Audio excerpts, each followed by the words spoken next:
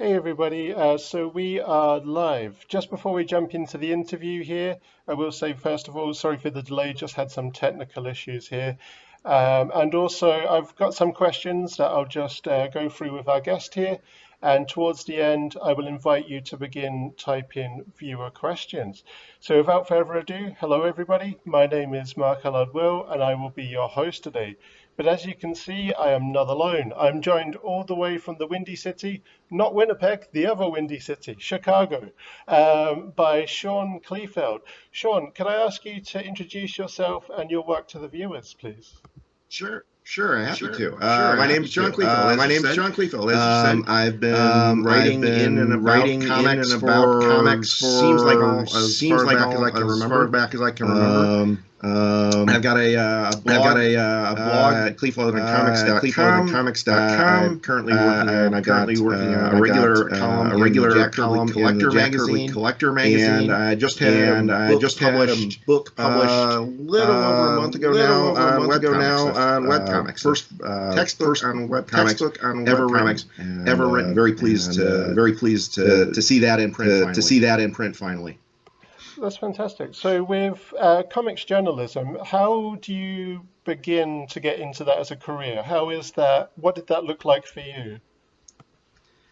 Well, I don't know that I'd call it a career per se. I've still got a day job to actually pay the rent and whatever. For me, it was a matter of being in the right place at the right time. I had always been interested in comics, obviously, and kind of looking at and studying them, trying to figure out how they were, and that kind of thing. And I happened across this would have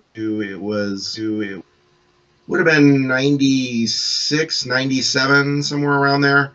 And there was a company no longer in existence called American Entertainment. They were basically a retailer. Used to see ads in the particularly Marvel, and I think DC as well, in the comic books for, here's just all these tons of back issues that we have.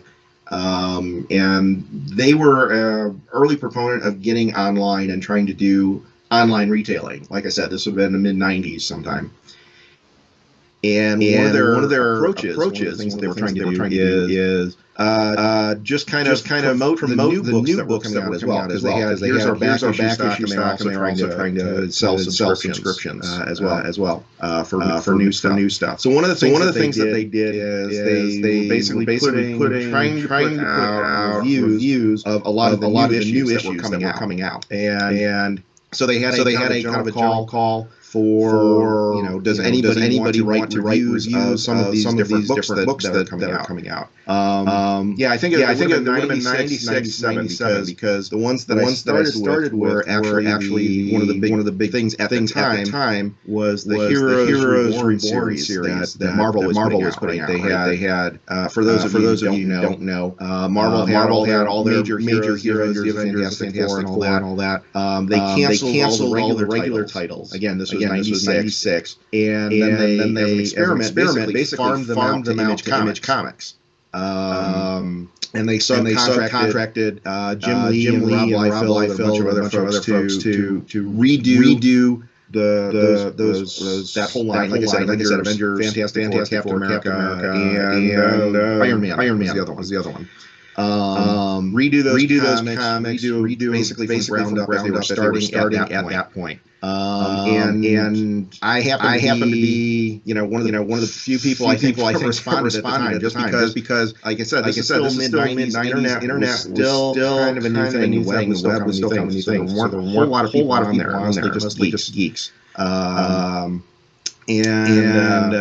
that was where I kind of started with it. So I'd just go out and read the latest issue and turn around and write a review of it.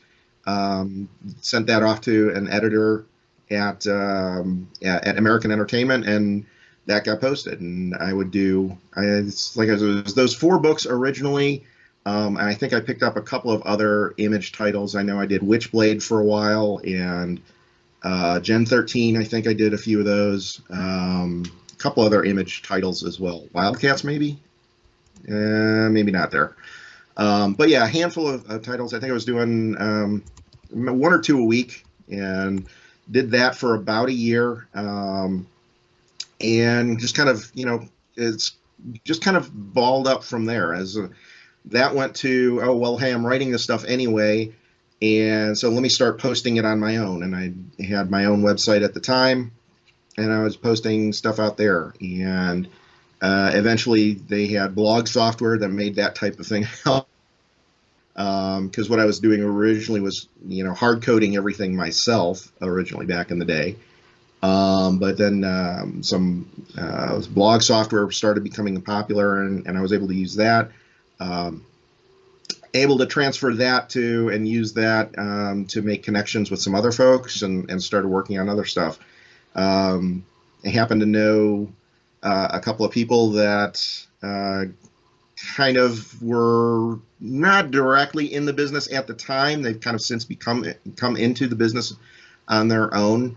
And, because I knew them, just from message boards and that kind of thing, and they were actively trying to become writers and artists, they had connections, and I was kind of able to slide in sideways almost with them.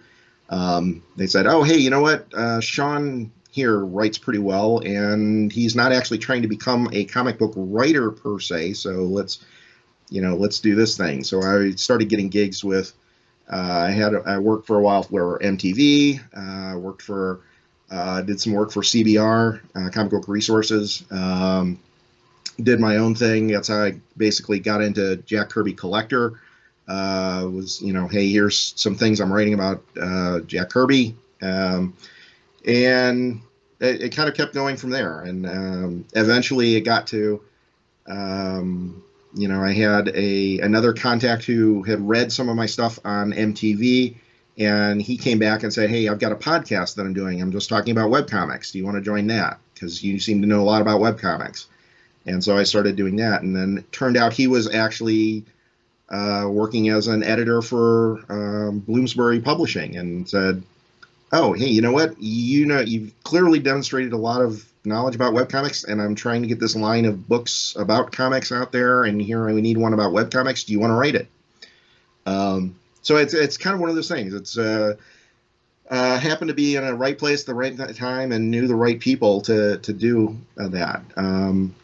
And when I wasn't doing anything professionally, though, I was still working in the background, like I said, with my blog or just personal stuff or whatever. So I could always point to, here's what I wrote just now, and here's, partially keeping my skills current, and partially keeping involved in the industry, and kind of use that as a sort of pseudo resume, as it were. As I can always point back to, oh, hey, I just wrote this thing last week, or I wrote this thing 2 weeks ago, or whatever. So there's always something out there, and it's not just, oh yeah, I used to work for MTV when they had the MTV Geek thing going on, but that was 5 years ago now, and they don't do it anymore. So you can't rest on something you did years ago, right? So you keep something. I just keep working on it, and if it's not for somebody in particular, then it's for myself, and just make sure that my name stays out there and that I'm still working on stuff.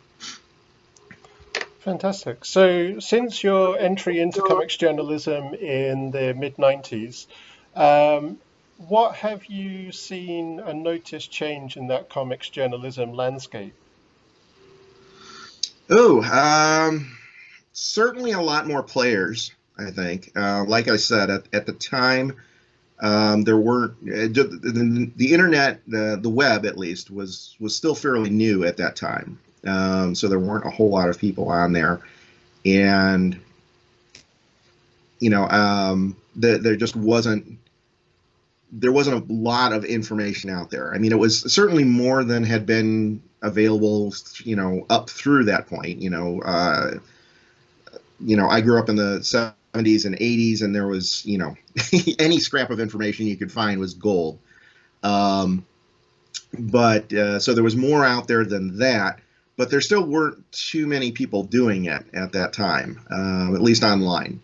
And, there was I think there was a large proliferation, I think, in the past, I guess, 20-ish years now, um, of just people out there doing stuff. And you've got some stalwarts like Heidi McDonald. She's been doing this for ages, and she's kind of always been there. Tom Spurgeon was there from day one, pretty much. Rest in peace, Tom. Some of those guys were out there doing stuff early on, but now I think there's a lot more voices out there. A lot more people have said, "Oh, hey, you know what? I can do this myself. I don't need a platform like Heidi has, or like Tom had, or anything like that. I can just start up my own blog and work on it like that." And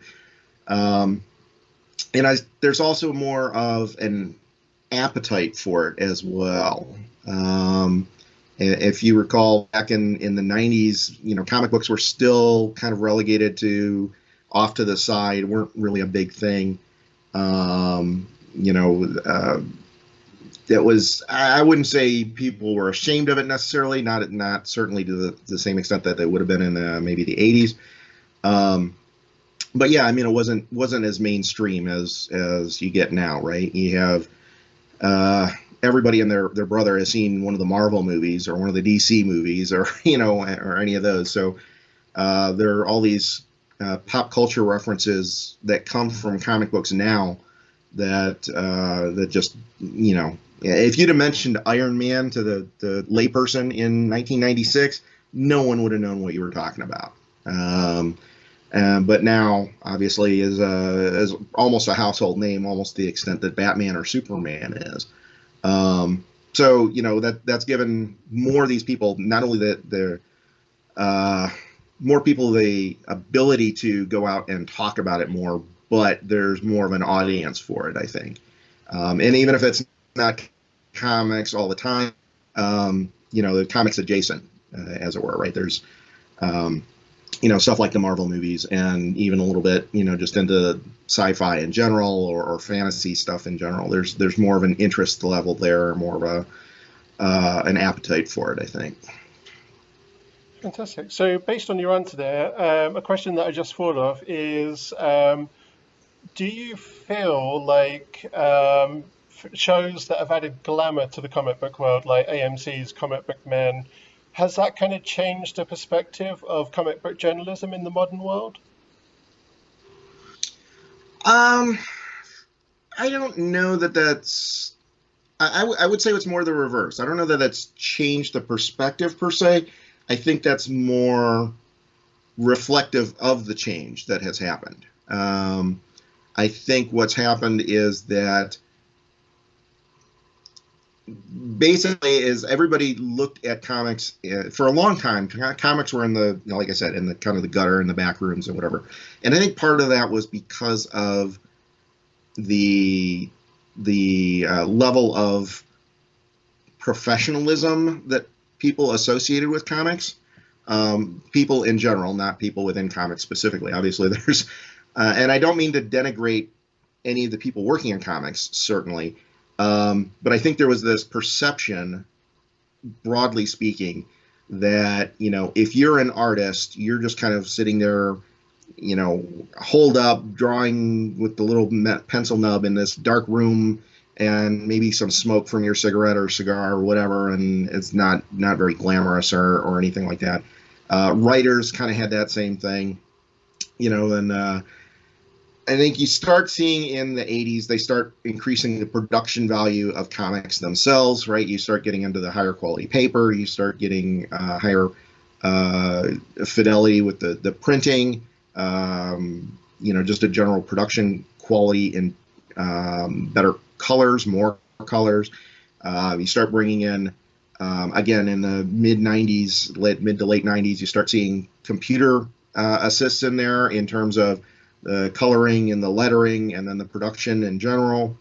So it just ramps up the value of the final piece. So you have these very slick, professional, even more professional looking pieces than you had before, when they were just cheap, shoddy newsprint. And I've read some of these old comics that, looked like they were printed with a potato stamp. They just kind of squished down there and smudged, and it looks like garbage. So there's that level of professionalism that kind of came into comics. So people saw it as a higher, people were associating it more with a higher degree of quality. Of course, also you see stuff like, just better quality stories. You get your Mouse, your Watchmen, Dark Knight, that kind of thing coming up. That certainly helped as well. But then you couple that with the improved quality of the movies that were being produced and the TV shows that were being produced, and people started seeing, oh, wait, Batman doesn't have to be this campy Adam West, boffo, wacko, thing. Apologies for the dog in the background there. Yeah, so there's this increase, probably starting with Batman '89, right? You can take I hesitate to use the word mature, but a more mature approach to it. Not just the material itself, but the whole veneer of it, right? It wasn't just spandex anymore. It wasn't just these flashy, bright capes, colors, and whatever. You could raise the bar there, and then you see that more and more. Particularly as you start getting into the Marvel movies, when you get all the CG stuff going, you can have a literal army of aliens come through the middle of New York City, and for all intents and purposes, it looks as real as anything else, right? It's not these cheap, shoddy miniatures that you would have had to have done in the 60s or 70s or 80s that were clearly stop motion, that were clearly superimposed, all those stupid tricks that they, were great work at the time, but you could see the production in them as well. And I think we got to the stage, starting in, around 2000, 2005, 2007, somewhere in there, where the CG work got to the point where it just meshed so well that you couldn't see the production as much, right? You didn't even realize that there was CG going on the background. You just thought, okay, yeah, you've got a giant green Goliath going around on screen smashing cars, and nobody realized that, okay, yeah, that's Mark Ruffalo in a polka dotted skin tight suit, and he's not working on a green screen. He's not even in the city or anything, right? So I think that kind of raised the bar of people are seeing these as valuable properties. They start seeing, oh wait, there are actually some really good ideas in there in the comics, and they just weren't being translated very well because originally there was that cheap, shoddy paper, the bad inking, or the bad printing, bad coloring, etc. That improved, and then along with the CG work, people started to see beyond the production values that were limiting them in a lot of cases, and could say, oh yeah, there's some really good ideas here. This Iron Man thing, that's really clever. That's really interesting. There's a character dynamic there. I never thought to look past, the cheap paper and the bad printing quality and whatever. So I think once people started seeing that, once they were able to see beyond the production values, they were able to kind of embrace that more, and look at that for all the stuff that you and I and all the other comic book fans have been seeing for years. And we were like, okay, well, I can look past the fact that this is bad artwork or printed quality or whatever, and see there's a really great story underneath here. I think there was a lot of people that just couldn't get past that for a long time. Awesome. So comics journalism is starting to take indie comics, like independently created comics, which is to say not the ones on the big publishers, a lot more seriously Sure. now. But you've been a big proponent, a big supporter of independent comics for quite some time now with your comics journalism. Sure. What kind of change have you seen in the public resonance with indie comics? Um, I think there's a similar arc there as well. I think because like if you look at the older indie comics, you going back to your Zap comics, your American Splendor, that kind of thing. those were being put together by people on a shoestring budget. They had nothing to work with. And so there was a level of, regardless of the illustration quality or regardless of the writing quality, the production quality wasn't always there. And they were forced to do black and white because that's all they could afford, right? So they were kind of put aside and kind of dismissed at some level. I think you start seeing, again, you go back to your classics like Mouse or that kind of thing. People are starting to see, oh wait, you can do this with high production values, and I think that has continued to increase. We're at a stage now, we're at a technological stage now, where you can produce a really high quality, professional looking thing, a professional looking book, as a one-off, right? I mean, with print on demand, you can get a pristine, absolutely looks to God like any book a publisher would come out with book. Color cover, color interiors, high production quality, all that. All of that looks, as top notch as just about anything else. There's how many Kickstarter campaigns for comics are out there where they, start throwing, oh, hey, if we get another $5,000, we can do spot glosses on the cover or whatever. That would have been unheard of, even 10 years ago, 15 years ago. That just did not happen. And I think there's a similar kind of thing there, as people are able to see, more people are able to get to and produce those independent stories because the cost of those production values have come down. So we're not limited to kind of the thing on Xeroxes or mimeographs or anything like that.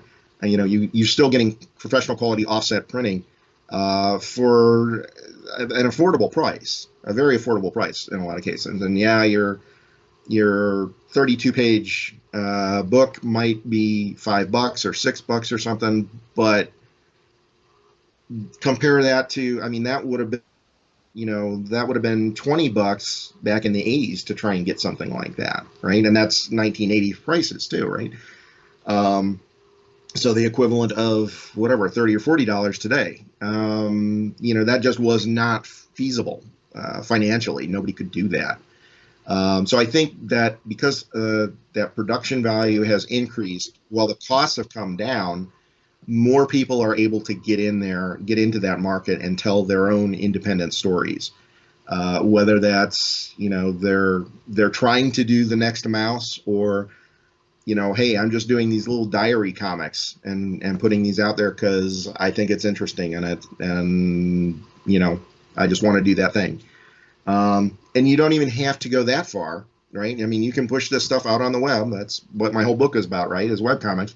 Is you can push this stuff out on the web and it looks just as professional on your little dinky website that you put together yourself as if it was being published on Disney.com or some other, WarnerBrothers.com or something. You could put some really high production value onto the website that looks absolutely identical to anything else that a professional design team could put together, right? There's enough tools out there that you can access, that you can make yourself as an independent publisher, as an independent creator. You can look absolutely on par with these other professional slick operations that maybe have tens, if not hundreds of thousands of people. You can raise that bar, and I think it's easier to get your story out there. It's easier to get your story told, regardless of what it is, what story you're trying to. Whether that's some kind of personal diary comic or your next vision of Mouse or what have you. It's the production quality, the costs. Have just gotten so much more attainable now that there's people out there who are able to get into that, both as readers and as creators, people are able to get into that in a way that just was not even possible, 15, 20 years ago. That's fantastic. And the internet, as you hinted at there, has been a game changer. So this feels like a good jumping off point to talk about Webcomics, which is, as you spoke about, is your book published through Bloomsbury as part of their comic studies series. So it's a non-fiction book, and it looks at the history and the background of webcomics from its early days through to today, technology changes, the whole thing. So I know from personal experience with dealing with non-fiction topics that a lot of research has to go into this. I'm wondering, for webcomics, what did that research look like for you? Well, reading a hell of a lot of webcomics to start with.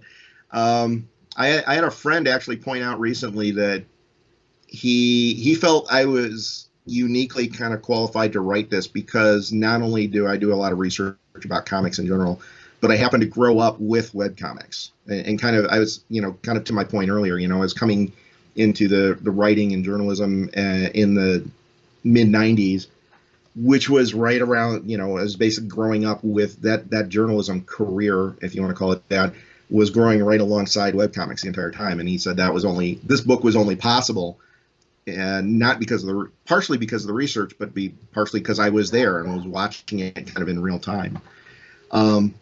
So there's some of the research that kind of goes into that, if you want to call it research, is just the lived experience, right? Is just, I started looking at webcomics in the late 90s and early 2000s.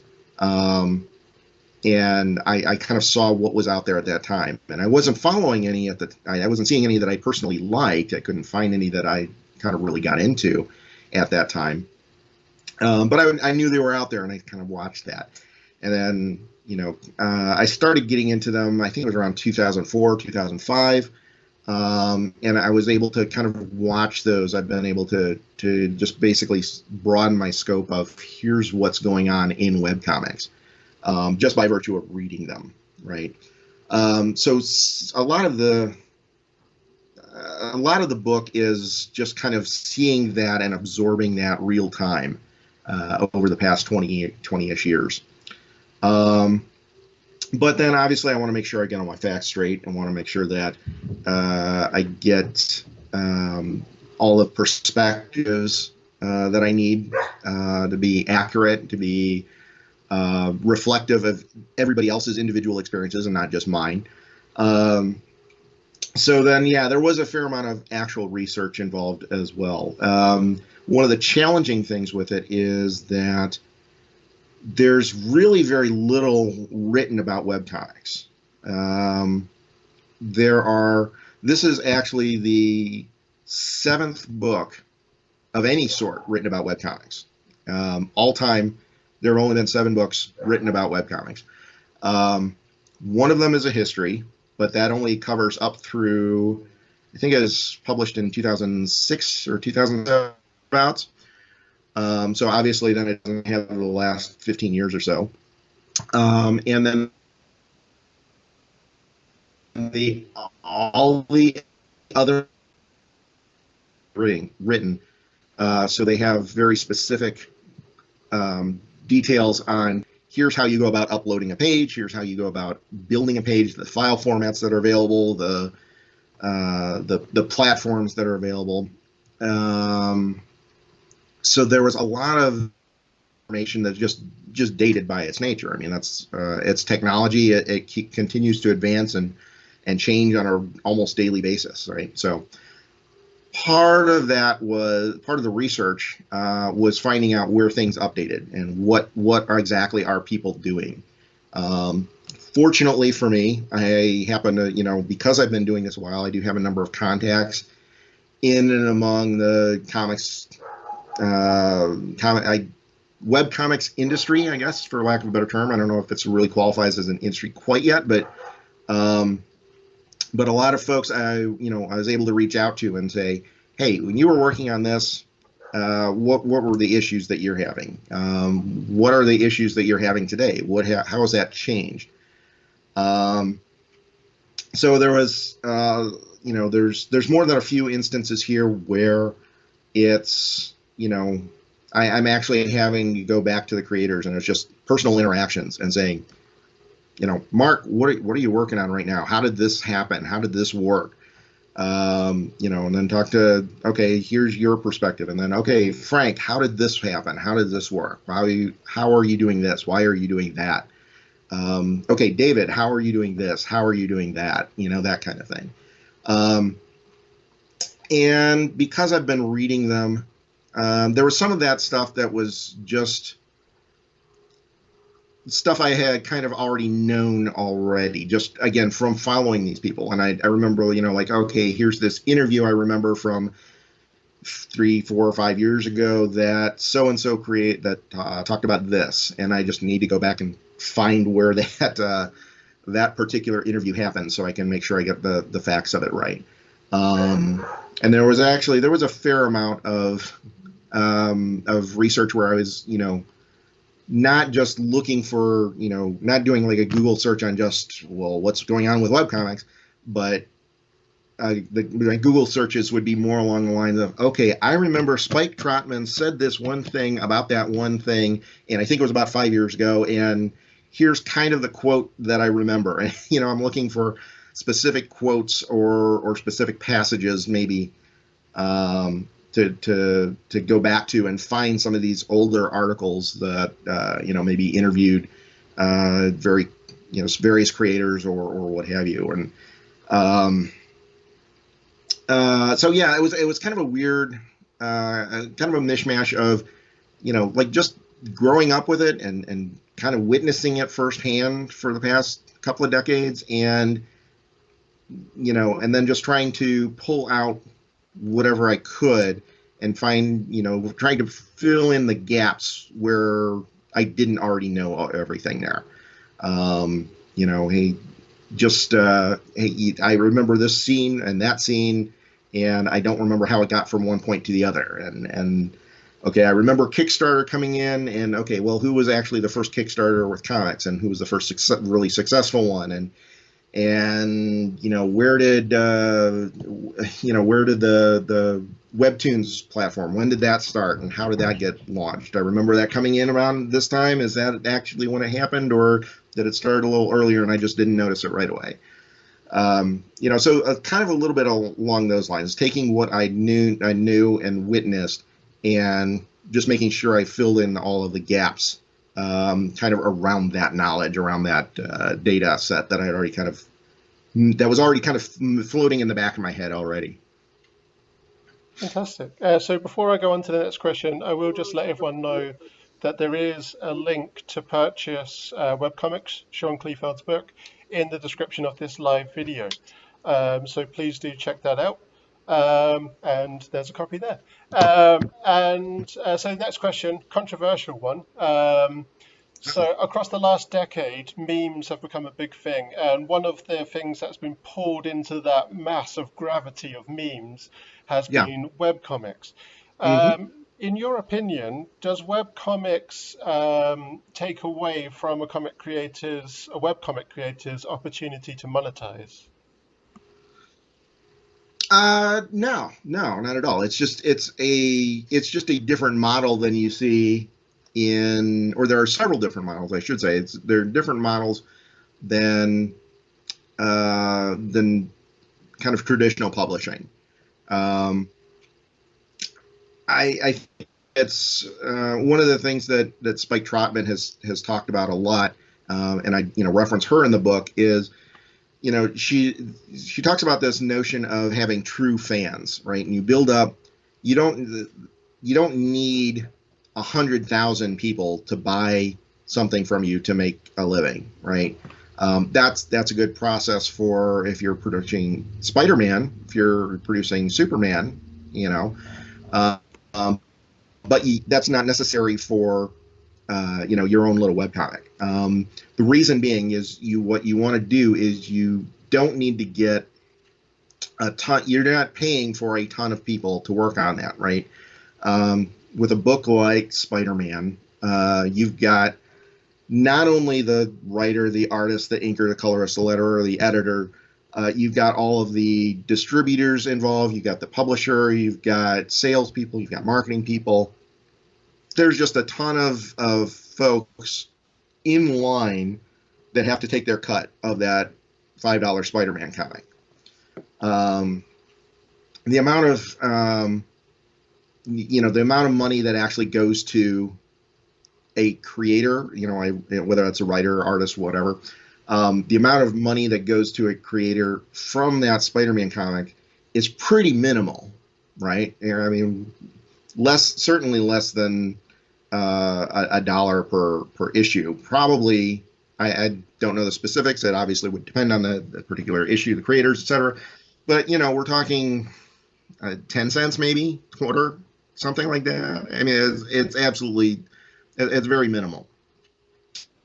But with webcomics, you're basically doing it, for the most part, those are done by one person, maybe two, which means that any of those profits that come through go right back to the individual creator. So you don't need to sell 100,000 copies to make a good amount of money as a creator. You only need to sell, maybe 100 or 200 or something like that. So you don't need that huge base of support. You don't need that broad scope of support. One of the analogies I make in the book is between webcomics and newspaper comics. And newspaper comics get a lot of flack because people say, they're not funny, the humor is too broad, and that's very deliberate because they're working on a different model. They're trying, Garfield's a good example, right? The humor in there is so insanely broad that it essentially tries to appeal to everybody. And Jim Davis has talked about this for years. I know going back to the 80s at least. He's been very conscious of making it as broadly accessible as possible, which is fine. But what that means is that people don't get as invested in it emotionally. So yeah, okay, Garfield, you get a little chuckle when you read it, maybe. And if you don't, it only took you 10 seconds, so not a big deal. You're not invested emotionally in it. You're not investing your time into it. But if you do that over, hundreds of thousands of people that are all reading this across newspapers, across the country, across the world in a lot of cases, you get this, I know Garfield, it's kind of amusing. But if everybody gives them that, their one penny or whatever it is, for that one little amusing chuckle, maybe once a week or once a month, however funny you happen to think it is, that's still a ton of money for Jim Davis. Webcomics kind of works the reverse of that. You get 100 people to give you $10 instead. You're making pretty good money at that point. You've only got 100 people, but if they, like I said, if they give you $100, or if they give you, if you get 100 people to give you $10 each, that's $1,000. And okay, yeah, maybe not enough to live off, but that's not chump change either. So it's a totally different model. And it just doesn't, I think that's one of the challenges that I think people look at is when you try and make that business model comparison between the larger stuff, the kind of traditional publishers and syndicates and whatever, versus what webcomics people are doing, it's just so radically different setup, so radically different model, that they're not really even comparable. And you see that, or at least I've seen that. There have actually been a number of newspaper cartoonists and comic book artists and creators who've tried getting into webcomics and failed because they're still applying their business knowledge of the printed traditional medium against webcomics, and it just doesn't translate. You have a completely different model So it's just, even though you're still talking comics, you're still talking panels and illustrations and word balloons and all of the same kind of functional, practical building blocks to get one versus the other. And I apologize for my lights going out there. Those business models behind it are very, very different, though, and that makes for a very different experience and a very different, basically just a different setup in general, I guess. So I've got one final question. So while I'm preparing to ask that question, viewers, if you do have viewer questions, start typing them out now. And so the question I want to ask as the final question is based around something I saw on Twitter recently. Now, I'm a huge fan of the Alien franchise, and I saw you post, or tweet, sorry, an anecdote about a time when you worked at Kenner Toys, which Kenner, for those who don't know, is the company that historically got the Star Wars license, only to be brought out by Hasbro, which ironically Hasbro lost the license and then regained it by buying Kenner. So I'm wondering if you can tell us about that anecdote, please. Sure. Oh yeah, absolutely. So I was, as you said, I was working at Kenner in the early '90s as an intern, and I was in their marketing department. Mostly a lot of filing and that. But one of the cool things was, because I was in the marketing end of things, I was seeing all of the packaging material that was coming through. And one of the licenses that like you just said, one of the licenses that Kenner picked up at the time was Aliens. This would have been in time for the third movie, I think, if I remember right. So they were picked up the license for the third movie, but then started making action figures for Ripley and Alien and several of the other major characters. And working in the marketing department, they were set up the basic blister card. You know how those, for those not familiar with the language, the blister card is that cardboard back that the figure is attached to, right? And there's some art on there, usually shows a picture of the character, maybe a photo or an illustration, the logo at the top, that kind of stuff. The Kenner had contracted out an agency to do all of the actual artwork for this, and they had very talented illustrator coming in and drew the alien and drew Ripley and drew all these other characters. One of the interesting challenges they had was they had to represent the character, but they couldn't use the actor's likeness in particular, which was made for an interesting challenge. So we saw a lot of revisions going back and forth where it looked a little too much like Sigourney Weaver or what have you. So the particular anecdote you're talking about is they were having trouble going back and forth with the Sergeant Apone figure. He had, the facial expression was okay. The figure was kind of, he was kind of there, but the art director on that particular thing, he was just not liking the pose or the stance that the artist kept putting the character in for this illustration. And I don't know how many phone calls went back and forth, and he said, hey, could you do it like this? And he posed for a little bit, and the guy said, okay, I can do that. And he'd come back and said, nope, that's not what I'm looking for. So eventually what happened is the art director got really frustrated and said, all right, I will get you a model to pose for this, and I will give you exactly what I'm looking for. And basically he recruited me as the intern to pose for the Sergeant Apone action figure. He had me in one of the meeting rooms, and the character is supposed to be throwing a grenade, and we didn't have grenades, obviously, so he gave me a Nerf football to use instead. And he, basically he had me pose, and he said, okay, move your arm like this, move your leg like this, and et cetera, and took several photographs and sent them over to the artist and said, make this guy look like Sergeant Apone.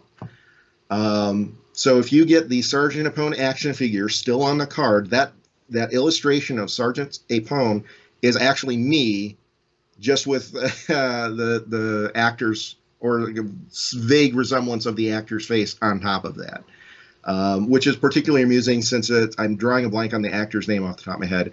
But he is a black man, and I am very much not a black man, as you can see. So it doesn't look very much like me at all, but I was still actually the model for that particular. That's fantastic. It's Al Matthews, by the way. Who for the longest time, yes. I thought it was Ernie Hudson, but it's not. It's Al Matthews. I could have sworn it was Ernie Hudson because the way the mannerisms of the actor, just Ernie Hudson. But it's, yeah. Yeah, sure. And Al Matthews apparently had a really short career and then retired to Alicante in Spain. Oh, wow. Yeah, it's really interesting. He had a very long military career, but a very short acting career. So when he's playing Sergeant Apone, he's kind of, I guess, drawing from his military career. Anyway, sure. I do have one viewer question, which is from Elaine, and she asks, what are some of your favorite webcomics? Oh, favorite webcomics. Well, if this is the Elaine that I'm thinking it is, I'd have to put a shout out to Look Straight Ahead, which was Allard-Will, obviously your wife, and that's where I first got to know her, and then you through that is that was a it's I know it's over and completed now, but I believe she still kept that out there. That's a fantastic book, which I believe she won several awards for. That's absolutely brilliant. But obviously that's not current. Still out there though. Current stuff that I'm reading is the two that pop to mind on a regular basis are Questionable Content and I'm drawing a blank on the other one.